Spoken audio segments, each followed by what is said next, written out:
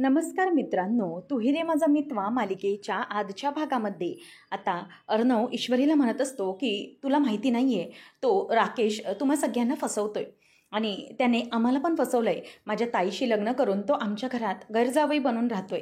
Do that तुला काहीच माहिती नाही आहे आणि त्यामुळे आता लक्ष देऊन ऐक मी जे काय बोलतोय ते. थांब, मी तुला लग्नाचा फोटो दाखवतो, विल यू ट्रस्ट मी, असं म्हणून तो आता तिला तो लग्नाचा राकेशचा आणि अंजलीताईचा फोटो दाखवत असतो आणि म्हणतो की बघ बघ, तू काही बोलत का नाही आहेस, बोल ना आता, असं तो तिला ओरडतो. आणि नंतर त्याचं लक्ष तिच्याकडे जातं तेव्हा ती बेशुद्ध पडलेली असते. तो म्हणतो की ओ यार शिट, असं म्हणून तो तिच्याकडे धावतो आणि ती त्याची पडलेली पाहून त्याला खूप वाईट वाटतं. मिस इंदोर, असा तो आवाज देतो, परंतु ती तिथून काही हलायला तयार नसते. त्याच्या लक्षात येतं की ईश्वरी बेशुद्ध पडलेली आहे आणि म्हणूनच तो तिला जवळ करतो आणि म्हणतो की हिला आता डॉक्टरकडे घेऊन जायला हवं आणि म्हणूनच तो आता तिला उचलून गाडीमध्ये ठेवायला चाललेला असतो. तर राकेश आता खूपच वैतागलेला असतो आणि राकेश गाडीने निघालेला असताना त्याची बाईक ही समोरच बरोबर दादाच्या गाडीला जाऊन पुढे उभी राहते. तेव्हा मग दादा गाडीतून उतरतो आणि म्हणतो की काय रे, माज आलाय का तुला, इथे मध्येच कशाला आमच्या गाडीच्या मध्ये आलास, आणि काय तू त्या हॉटेलमध्ये गेला होतास ना, काय झालं, अरे त्या मुलीबरोबर हनीमून करायचा होता, तुझं झालं काय. तेव्हा लगेच आता दुसरा त्याचा माणूस म्हणू लागतो की दादा, अरे कसा करेल हा हनीमून, अरे काय झालं, तो हनीमूनला जायच्या अगोदरच पोलीस त्याच्यासमोर दुधाचा ग्लास घेऊन उभे राहिले तर काय करेल तो. सगळे त्याच्यावर आता राकेशवर हसत असतात. तेव्हा मग आता तो म्हणतो की हे बघ, लक्षात ठेव, काही झालं ना तरीही तुझं हे जे काही काम आहे ना ते पूर्ण होऊ शकणार नाही. तू ठरवलेल्या कामासाठी ज्याला तुला सोडलं ते झालं नाही, मग आता माझे पैसे कधी देणार. तेव्हा तो म्हणतो की दादा, हो तुम्ही सारखा सारखा काय तोच प्रश्न विचारताय, तुमचे पैसे देतो बोललो ना मी. तेव्हा तो त्याची कॉलर धरतो आणि म्हणतो की पैसे देतो नाही, तुला पैसे द्यावेच लागणार आहेत.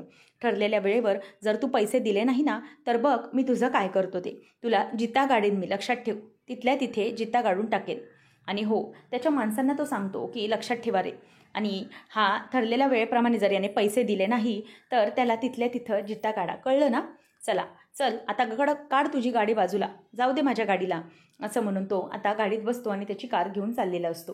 त्याच वेळेला आता खूप चिडलेला राकेश दरवाजा त्याचा बघतच राहतो आणि नंतर जात असताना त्याच्या गाडीवर तो दगड मारतो आणि म्हणतो की काय, मला जित्ता काढणार आहे का तू, असं म्हणून आता तो रागाने चिडलेला असतो आणि स्वतःची गाडी घेऊन तिकडून आता तो निघून चाललेला असतो. आणि तिथून निघून जात असताना त्याच्या डोक्यात येत असतं की लवकरात लवकर मला आता मिस इंदोर म्हणजेच ईश्वरी कुठे गेली ते बघितलं पाहिजे. आणि इथे सगळेजण टेन्शनमध्ये असतात की आता काय करायचं आहे. आणि मामा म्हणतो की हो, अजूनही अर्णवचा काही फोन आला नाही आहे, नक्की काय होतंय तिकडे काहीच कळत नाही आहे. त्यावर आता लगेच अंजली म्हणते की काय माहिती कुठे गेलाय तो, त्याचा फोनही लागत नाही आणि फोन केला तर उचलतच नाही आहे. ईश्वरीचा पण फोन लागत नाही आहे, नक्की काय झालं काहीच कळत नाही आहे. आता ते लोक सगळे टेन्शनमध्ये आलेले असतात. त्याचबरोबर आकाशही बघत असतो की कधी दादा येतोय, त्याचे दरवाजाकडे लक्ष असतं. मामा म्हणतो की हे बघा, नका काळजी करू, पण मला एक टेन्शन येतं आहे की आता काय घडलं असेल ते, अर्णवने हे जे सगळं काही केलं असेल, मग काय होणार आहे काहीच कळत नाही आहे आता.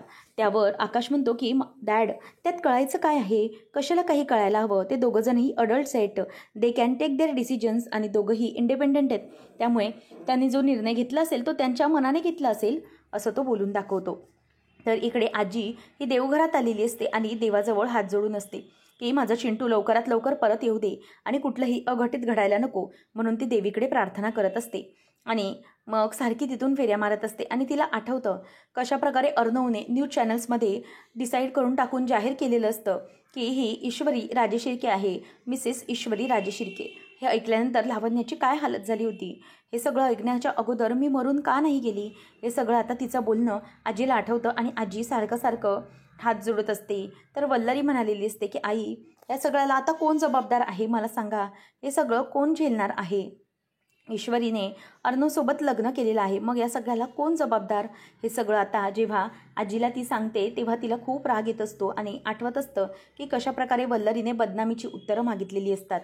नंतर आता मामा विचार करतो की पाटीलशी मी बोलून घेतो, नक्की काय चालू आहे, अर्णवबद्दल काही पत्ता लागतोय का, आणि त्या राकेशचा हिशोब करण्यासाठी. तेव्हा मग पाटीलला तो फोन लावतो आणि पाटील गाडी चालवत असताना म्हणतो की मामासाहेबांचा फोन, आणि फोन उचलतो, बोला की मामासाहेब.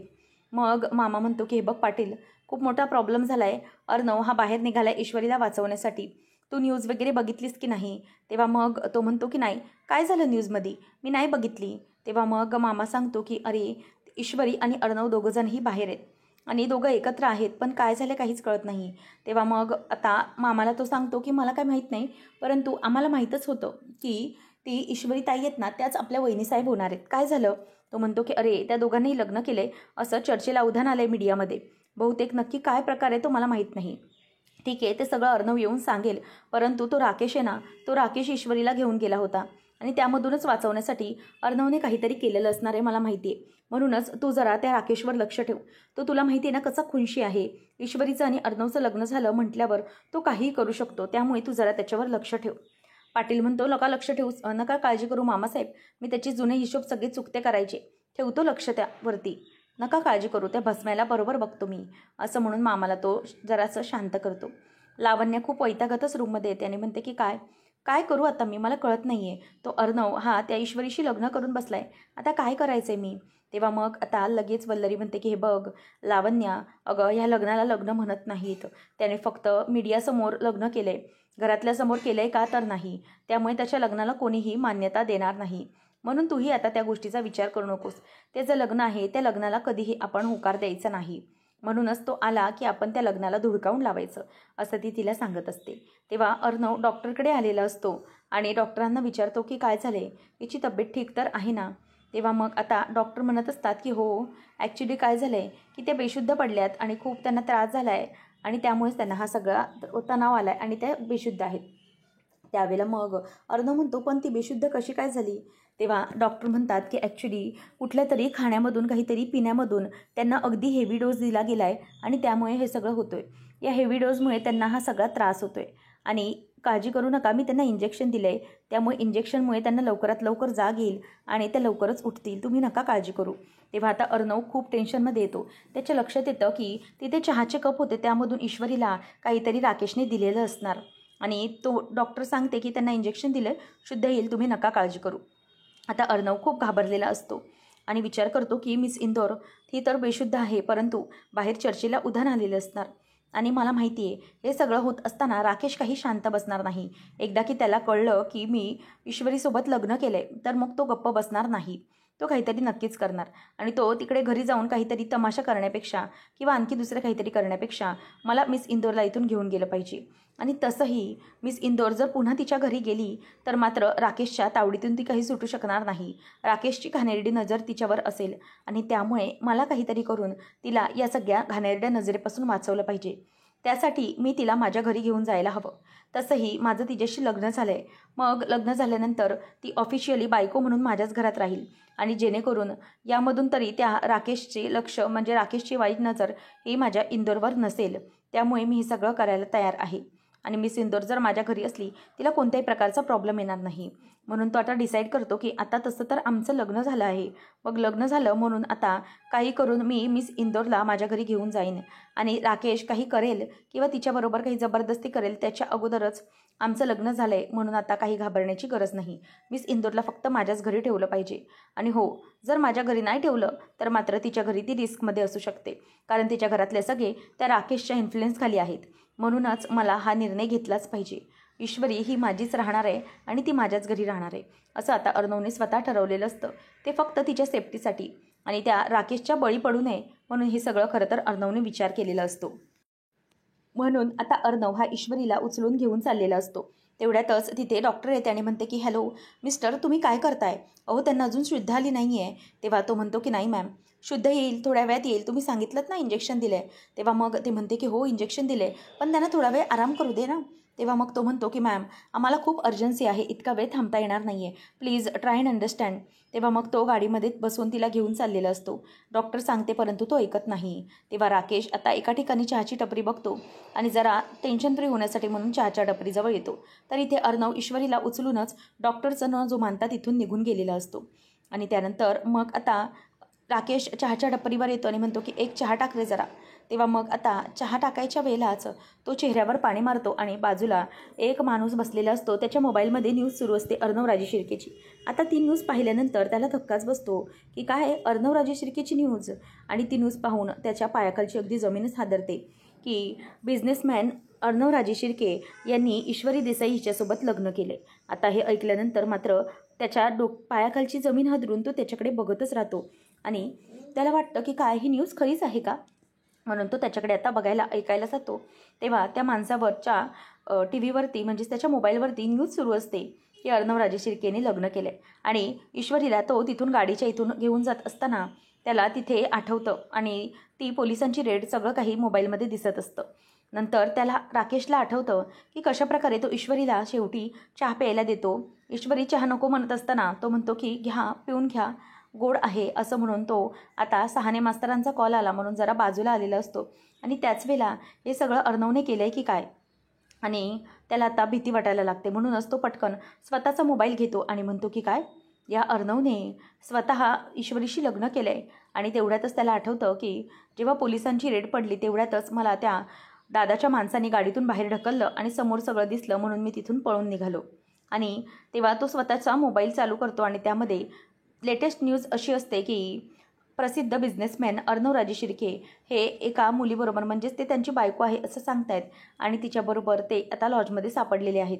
आणि त्यावेळेला राकेशला धक्काच बसतो. तो म्हणतो की काय, म्हणजे याचा अर्थ या अर्णवने तिथे वेळेवर पोहोचून माझ्या इंदोरी जिलोबीसोबत लग्न केलं आहे. नाही, मी अजिबात सहन करणार नाही आणि यासाठी मी त्याला अजिबात माफही करणार नाही. अर्णवराजे शिर्के, हे सगळं करून तू खूप मोठी चूक केली. तू खूप मोठा पंगा घेतला माझ्यासोबत. तुला काय वाटतंय की तू ईश्वरीसोबत लग्न केलं आहे आणि मग तू मला हरवू शकतोस? अजिबातच नाही. तू आता काय काय करतायस ते बघ. जोपर्यंत माझं ईश्वरीसोबत लग्न होणार नाही ना तोपर्यंत मी तुला सोडणार नाही असं म्हणून आता राकेश हा खूपच टेन्शनमध्ये आलेला असतो. त्यानंतर अर्णव आता गाडी घेऊन घरी आलेला असतो. ईश्वरी अजूनही बेशुद्धच असते. आकाश त्याला लांबून बघतो आणि आवाज देतो सगळ्यांना की या, सगळेजण या प्लीज, अर्णव दादा आलाय. आणि मग तो आजीलाही बोलवायला जातो की आजी, दादा आलाय, प्लीज बाहेर ये. तेव्हा मग सगळेजण आता बाहेर येतात आणि अर्णव हा ईश्वरीला घेऊन आता गाडीतून बाहेर उतरतो. ईश्वरी ही अजूनही बेशुद्धच असते. अर्णव तिला घेऊन अगदी हातावर घेऊन तिला घेऊन येत असतो आणि अर्णवला अशा अवस्थेत पाहून लावण्याची अगदी जळजळ होत असते ईश्वरीला, कारण त्याने उचलून आणलेलं असतं. आणि आकाश हे सगळं बघतो, त्यालाही समजत नसतं. आणि मामा, अंजली सगळेजण अगदी धक्क्यात असतात आणि ते अर्णवकडे बघत असतात. तेवढ्यातच मामा आणि बाकीचे सगळे बाहेर येतात. अर्णव देखील चालत चालत आतमध्ये येत असतो. आता सगळ्यांचे चेहरे अगदी घाबरल्यासारखे झालेले असतात. मामा हा घाबरतो, अंजलीही घाबरते, परंतु लावण्य आणि वल्लरी दोघेजणांच्या अगदी तळपायाची आग मस्तकात चाललेली असते. मामाही म्हणतो की अर्णव, अरे ये. अंजली म्हणते की अरे, ही ईश्वरी आहे ना, आणि ईश्वरी अशी का, म्हणजे तिला काही झालं आहे का, असा विचार आता तिच्या डोक्यामध्ये यायला लागतो. तेवढ्यातच आता अर्णव असं तिला का घेऊन आला याचा विचार सगळ्यांच्या डोक्यामध्ये येत असतो. आता अर्णव हळूहळू पुढे तिला चालत चालत घेऊन येत असतो. त्यावेळेला आता ती आल्याबरोबर लावण्या आणि वल्लरी चिडतात. लावण्या त्याला बघते आणि म्हणते की व्हॉट इज दिस यार. आणि मग तो आतमध्ये पाऊल टाकून येत असताना लगेच तिथून वल्लरी ओरडते की 1 मिनिट अर्णव, तिथेच थांबायचं, आतमध्ये यायचं नाही. तेव्हा मग आता अर्णवची मान खाली झुकलेली असते, कारण थोडं का होईना त्याच्याकडूनही मोठी चूक झाली आहे, परंतु ती ईश्वरीसाठी हे त्याला माहीत असतं आणि म्हणूनच तो आता समोरून चालत येत असतो. सगळेजण त्याच्याकडे बघतात आणि अर्णवची खूपच अशी हालत झालेली असते. ईश्वरी अजूनही शुद्धीवर नसते. तेव्हा मग आता ईश्वरीच्या गळ्यात मंगळसूत्र असतं, ते सगळ्या जणांची त्याच्यावर नजर पडते. आणि त्याच वेळेला अंजली म्हणते की चिंटू, अरे काय झालं आहे, हे सगळं काय आहे, आणि ईश्वरी ती अशी काय आहे, तिला म्हणजे ती अशी काय, तिची कुठली अवस्था झाली अशी, ती अजूनही शुद्धीवर नाही आहे. तेव्हा मग आता लगेच लावण्य म्हणते की व्हॉट इज दिस यार, असं म्हणून ती त्याच्यावर ओरडत असते.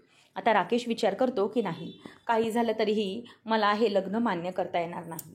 जर अर्णवच्या घरातल्यांनी आणि ईश्वरीच्या घरातल्यांनी समजा हे लग्न मान्य केलं तर मात्र माझ्या हातात काहीच उरणार नाही. माझी इंदोरी जिलेबीला मला माझं कायमचं करायचं आहे, आणि नाही झाली तरी बदनामी. म्हणून तो पटकन फोन करतो आणि म्हणतो की दादा, एक महत्त्वाचं काम आहे तुमच्याकडे. तेव्हा मग आता दादा म्हणतो की अरे, आता कोणतं तुझं महत्त्वाचं काम आलं रे असं. तेव्हा तो सांगतो की दादा, काय ना, माझ्याबरोबर जी मुलगी होती ना, त्या मुलीचं तुम्हाला जरा सांगायचं होतं. तेव्हा मग तो म्हणतो की काय, कसलं काम होतं मग. तेव्हा मग त्या मुलीला उचलायचं आहे तिच्या घरून आणि असं दाखवायचं आहे की ती जी किडनॅपिंग केलेली होती ना, ती अर्णवराजे शिर्केनी केलेली होती. तेव्हा मग तो म्हणतो की काय रे, हे आता नवीन काम तू देतोयस, अगोदरच्या कामाचे पैसे काय तुझा बाप देणार का. तेव्हा मग तो म्हणतो की हे बघा दादा, कशाला उगीच बाप काढताय, तुम्हाला मी तुमचे पैसे परत देतो ना, तुम्ही कशाला चिंता करताय. तेव्हा मग तो म्हणतो की अरे तुझे अगोदरचेच पैसे बाकी आहेत आणि तू आता काय करणार आहेस. तेव्हा तो म्हणतो की देतो दादा, तुमचे सगळे पैसे देतो. हा शब्द देतोय ना तुम्हाला राकेश, अजिबात तुमचे पैसे मी चुकवणार नाही. तुमचे अगोदरचे रेकॉर्ड आहेतच ना, पैसे लेट दिलेत पण दिलेत ना तुम्हाला मी.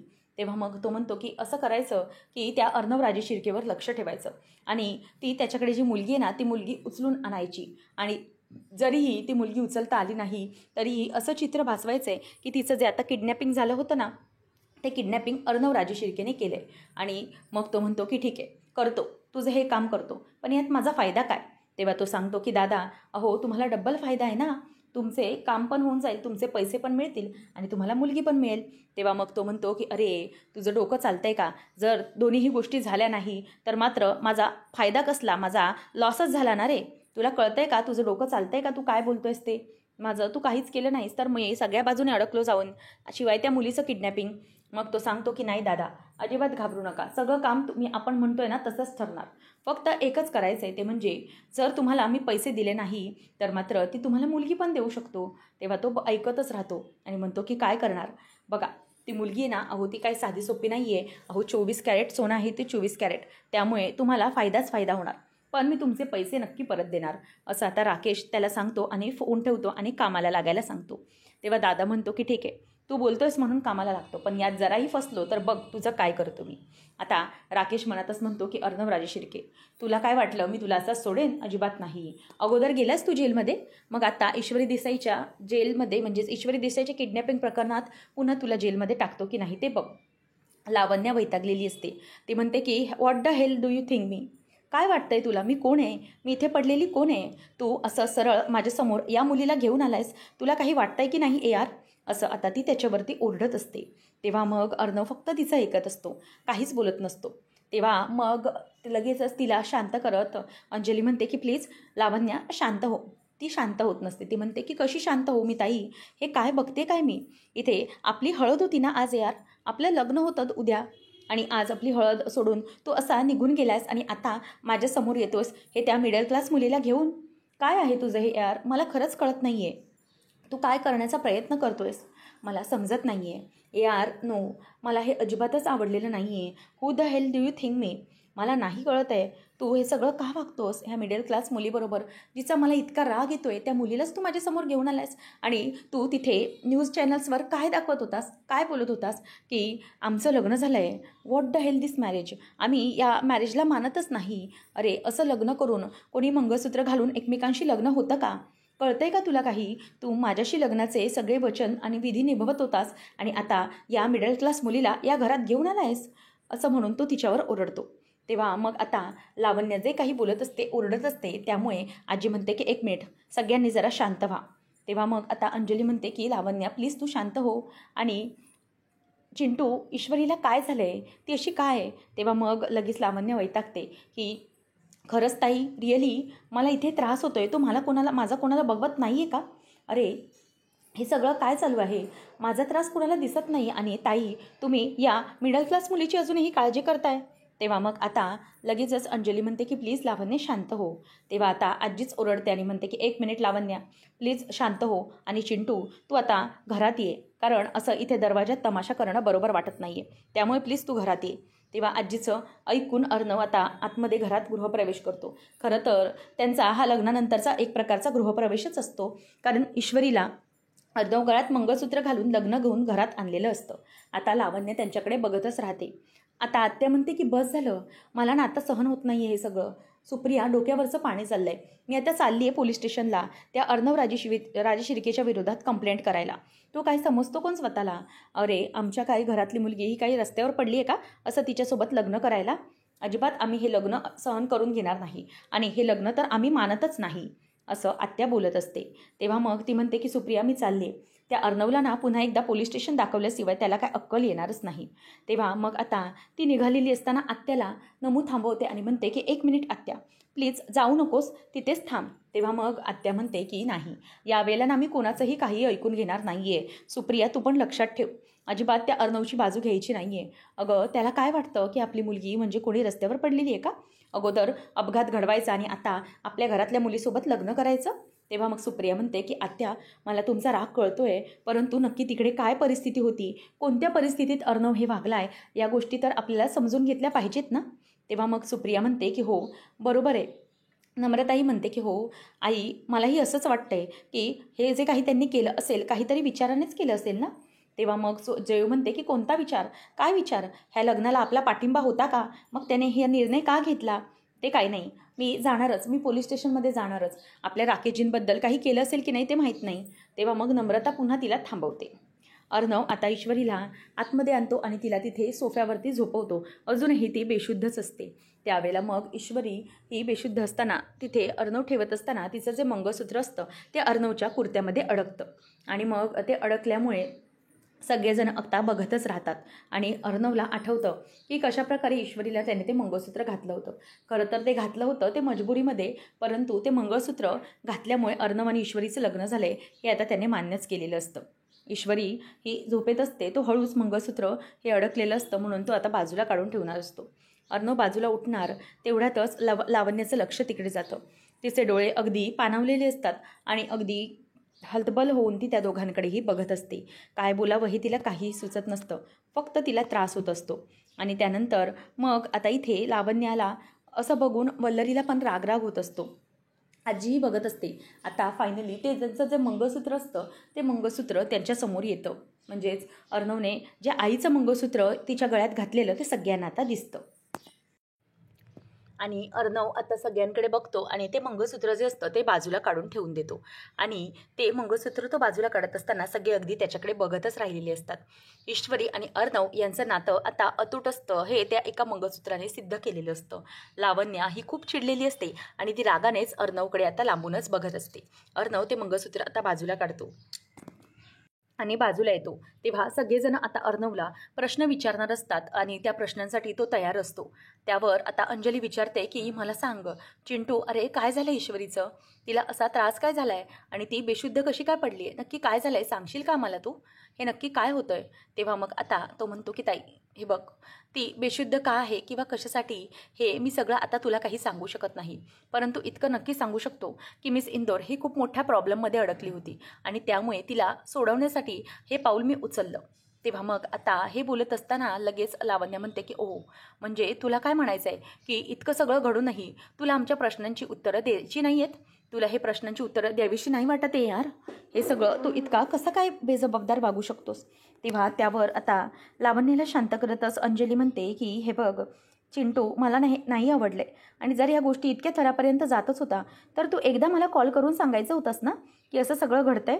तेव्हा मग आता वल्लरी म्हणते की हे बघ अंजली, तू काळजी कशाला करतेस, अगं हे जे लग्न आहे हे आपण ग्राह्य धरू शकत नाही, कारण हे जे काही लग्न ह्याने केलं आहे हे लग्न आपण सगळ्यांसमोर केलं आहे का तर नाही. एखाद्या बंद खोलीत कॅमेरासमोर असं मंगळसूत्र घालणं म्हणजे लग्न नाही म्हणत याला, आणि कोणत्याही प्रकारचं लग्न नाही आहे.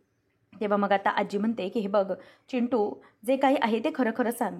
तेव्हा मग तो म्हणतो की हो हो हे लग्नच आहे आणि हे लग्नच केलं आहे मी तिच्याबरोबर, म्हणजे माझ्या आईचं जे मंगळसूत्र आहे ते मी मिस इंदोरच्या गळ्यामध्ये घातलं आहे, म्हणजे त्याला काहीतरी अर्थ आहे आणि ह्या मंगळसूत्राला अर्थ आहे. माझ्या आईने तिच्या सुनेसाठी बनवलं आहे आणि ते आता माझ्या बायकोच्या गळ्यात आहे, त्यामुळे त्याला काहीतरी अर्थ आहे असं आता तो तिला बोलून दाखवतो. त्यानंतर मग आता आजी म्हणते की चिंटू, आता मला खरं खरं सांग, ते हे सगळं काय आहे, तू कशासाठी हा मोठा पाऊल उथे मोठा निर्णय घेतलास, काय हे सगळं केलंस, म्हणजे कशासाठी या मुलीशी तू लग्न केलंस. तू आम्हाला सांगितलं की तुझी हळद असली तरी तुला पाठवलं, तू म्हणालास की एखाद्याच्या जीवन मरणाचा प्रश्न आहे म्हणून आम्ही पाठवलं, पण तरीही तू आता हे सगळं काय करून आलायस, तू लग्न करून आलायस चक्क आणि आम्ही हा निर्णय मान्य करावा असं वाटतंय तुला, असं कसं करू शकतोस तू. तेव्हा मग तो म्हणतो की आजी, करावंच लागेल, कारण हे सगळं मी केलेलं आहे, मी हिच्यासोबत लग्न केलेलं आहे. असं म्हटल्यावर रागानेच वल्लरी आता त्याच्याकडे बघतच राहते. अर्णव म्हणतो की मला कळतं आहे की माझं चुकलं आहे, परंतु ज्या सिच्युएशनमध्ये मी हे सगळं केलं आहे त्यामध्ये जर मी हे केलं नसतं तर मिस इंदोरचं लाईफ डिस्ट्रॉय होऊ शकलं असतं, म्हणूनच मी हे सगळं करतो आहे. आणि हो, तुम्ही जे काही प्रश्न विचारताय ते सगळ्यांच्या प्रश्नांची उत्तरं द्यायला मी रेडी आहे, परंतु मिस इंदोरचं काय झालं आहे हे मला तुम्हाला सांगता येणार नाही, कशामुळे हे सगळं झालेलं. तेव्हा मग आता आजी म्हणते की मग फायनली तुझं काय म्हणणं आहे, तू या मुलीसोबत लग्न केलेस असं म्हणायचं आहे का तुला, की हे सगळं काय आहे, पोरखीळ आहे नुसता. तेव्हा तो म्हणतो की नाही आजी, हा अजिबातच पोरखीळ नाही आहे, मी जगासमोरही सांगितलं आणि आता घरातही सांगतोय की माझं आणि मिस इंदोरचं म्हणजेच ईश्वरीचं लग्न झालेलं आहे. आम्ही दोघांनी लग्न केलं एकमेकांसोबत. असं म्हटल्यावर आता सगळेजण बघत राहतात. लावण्याही धक्का लागल्यासारखी अगदी बघतच राहते. तेव्हा मग आजी म्हणते की चिंटू, या सगळ्याला काही अर्थ आहे का?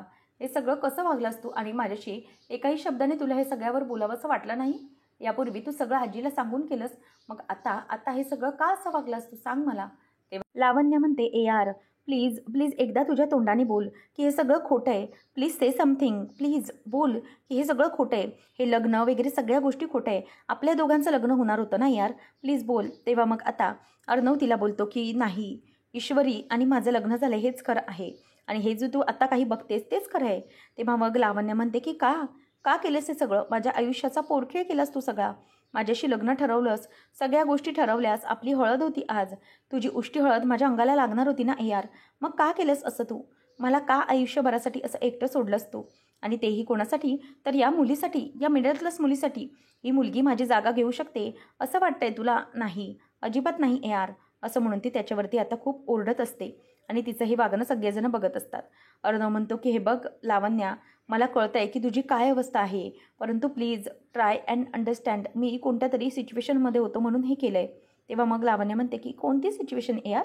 अशी कोणती महत्त्वाची सिच्युएशन आलेली की तू इतकं मोठा निर्णय घेतलास, इतक्या मोठ्या गोष्टीत तू तिच्याकडे या गोष्टीत गेलास आणि माझा जराही विचार नाही केलास तू? लावण्य पुढे त्याला म्हणत असते की मी आता काय करू यार, माझ्याकडे काहीच पर्याय उरलेला नाही आहे, काय करू काय मी आता, असं म्हणून ती वैतागत असते. त्याच वेळेला इथे आता आत्याला नमू थांबवते आणि म्हणते की थांब आत्या, प्लीज जरा तू विचार कर. तू न्यूज चॅनलमध्ये पाहिलंस ना, अर्णव सरांनी ईश्वरीशी लग्न केलं, त्यावेळेला ईश्वरी पण तर त्यांच्या बाजूला होती आणि ईश्वरी त्यामध्ये काहीच बोलत नव्हती. याचा अर्थ की तिला कोणत्याही प्रकारचा यावर ऑब्जेक्शन नव्हतं. जर आपली ईश्वरी कोणत्याही बंधनात अडकलेली नाही किंवा ती ऐकणारही नाही हे आपल्याला माहीत आहे आणि तशी सिच्युएशन असल्याशिवाय ईश्वरी पण तयार झाली नसेल ना, हे याचा अर्थ हेच आहे की आपली ईश्वरीला पण यावर काहीच आक्षेप नव्हता. तिलाही हे लग्न मान्य होतं आणि म्हणूनच ती अर्णव सरांना काहीच बोलली नाही. तिने फक्त गळ्यात मंगळसूत्र गपचूप घालून घेतलं. याचा अर्थ हाच होतो ना आत्या की इशूनेही हे मान्य केलं होतं. मग जर आपण पोलीस स्टेशनमध्ये गेलो आणि पोलिसांनी जर विचारलं की तुला हे लग्न मान्य आणि तिने ते लग्न मान्य केलं, तर मग आपण कंप्लेंट केलेल्याचा काहीच अर्थ नाही उरणार ना, त्याचा काहीच अर्थ नाही आहे. मग पोलीस आपल्याला बोलतील की जर हे दोघंही लग्नाला तयार, तर आम्ही काहीच नाही करू शकत. आता घरात सगळेजण गप्प बसतात. आत्याही गप्प बसलेली असते. अंजली म्हणते की चिंटू बोल ना, काय आहे हे सगळं? हे करण्याच्या अगोदर तू मला एकदा विश्वासात घेऊन सांगायला हवं होतंस ना चिंटू, काय हे सगळं? काय ईश्वरीची अशी हालत कशी झाली आहे? का झालं हे सगळं? सांग ना मला प्लीज चिंटू. ती अशी बेशुद्ध का पडली आहे आणि तू तिला डॉक्टरकडे घेऊन गेलेलास का? त्यावेळेला मग तो म्हणतो की ताई, मी तुला ती अशी बेशुद्ध का आहे ते नाही सांगू शकत, परंतु हो, डॉक्टरकडे मी तिला घेऊन गेलो होतो आणि तेव्हाच डॉक्टरने मला सांगितलं आहे की ती बेशुद्ध आहे आणि बेशुद्ध असल्यामुळे ती थोड्या वेळाने इंजेक्शन घेतलं आहे तर ती होईल शुद्धीवर. तेव्हा मग आजी म्हणते की चिंटू, मला ना हे तुझं अजिबात पटलेलं नाही आहे. तू एकतर या मुलीसाठी निघून गेल्यानंतर आता सरळ इथे येतोयस आणि तू आम्हाला सांगतोयस की तिच्यासोबत तुझं लग्न झालं आहे. चिंटू, आम्ही ह्या सगळ्याला कशी मान्यता द्यायची सांग बरं? तुझं लग्न असताना या सगळ्या गोष्टी या कशा मान्य करायच्यात आम्ही? तेव्हा मग आता मामा म्हणायला लागतो की हे बघा, हे ना प्रकरण जरा जास्तच वाढतं आहे, तुम्ही प्लीज जरा शांत व्हा, आपण आपापसात शांततेत बोलून हे सगळं नीट सॉर्ट करूया, प्लीज जरा शांत व्हा, असं तो त्यांना सगळ्यांना सांगत असतो. त्यावेळेला मग आता ईश्वरी ही तेवढ्यातच शुद्धीवर येत असते आणि त्या आवाजाच्या कल्ल्याने ती उठून बसते आणि ती म्हणते की मी कुठे आहे असं म्हणून ती उठून बघते तर समोर अंजली असते. ती म्हणते की अंजली ताई, आणि ती उठून बसते. तेव्हा मग अर्णव तिला हात लावतो, miss Indore are you all right? आता पटकन ती त्याचा हात झटकते आणि म्हणते की माझ्या अंगाला हात लावू नका, आणि ती अगदी रागानेच त्याच्याकडे बघत असते. आणि त्यानंतर मग कोणालाच कळत नसतं की ही अशी का वागते मूर्खासारखी, म्हणजे अर्णवचं आणि तिचं लग्न झालं आहे, मग ही त्या का चिडते त्याच्यावर.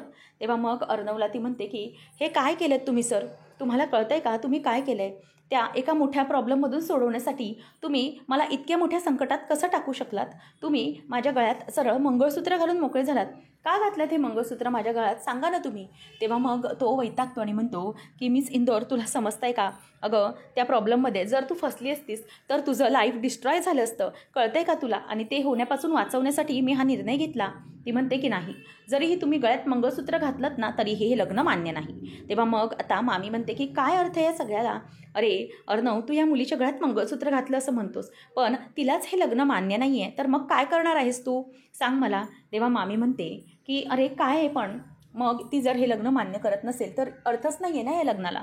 तेव्हा आता तो म्हणतो की नाही मामी, माझ्या आईने घेतलेलं तिच्या सुनेसाठीचं मंगळसूत्र ईश्वरीच्या गळ्यामध्ये आता आहे, म्हणजेच त्याला काहीतरी अर्थ आहे. आणि हे फक्त मी घालण्यासाठी म्हणून घातलेलं नाही आहे. हे मंगळसूत्र हे मनापासून घातलं होतं आणि तिला वाचवण्यासाठी, तिचं रक्षण करण्यासाठी. त्यासाठीच हे मंगळसूत्र तिच्या गळ्यात. याचा अर्थ आमचं लग्न झालेलं आहे आणि ईश्वरी माझी लग्नाची बायको आहे. तेव्हा ईश्वरी भडकून म्हणते की एक मिनिट, काय हे सगळं? मी अजिबात हे लग्न मान्य करत नाही आहे, तुम्ही काहीही बोलू नका. तेव्हा मग वल्लरी म्हणते की काय या मुलीचं? लावण्य म्हणते की एक मिनिट, जर तुला हे लग्न मान्यच नाही आहे तर मग का थांबलीस इथे? जा ना इथून, गेट आऊट, असं म्हणून ती हाताला धरून तिला बाहेर काढत असते. त्याच वेळेला आता बाहेर काढत असताना अर्णव तिचा हात धरतो आणि म्हणतो की एक मिनिट लावण्या, माझ्या बायकोला असं कोणीही तिच्या घरातून बाहेर काढू शकणार नाही. तेव्हा ईश्वरी हात झटकते आणि म्हणते की एक मिनिट, तुम्ही प्लीज हे मला बायको बोलणं थांबवा. मी तुमची अजिबातच बायको वगैरे कोणी नाही आहे. तुम्ही प्लीज मला बायको वगैरे असं काहीही बोलू नका. आलं आहे तुमच्या लक्षात? आणि हे लग्न मी मान्य करतच नाही आहे. तुम्ही हे सगळं जे काही केलं आहे ना, हे तुमच्या मर्जीने केलं आहे. तुम्हाला असं कसं वाटलं हो की तुम्ही माझ्या गळ्यात हे मंगळसूत्र घालाल आणि मी हे लग्न मान्य करेन?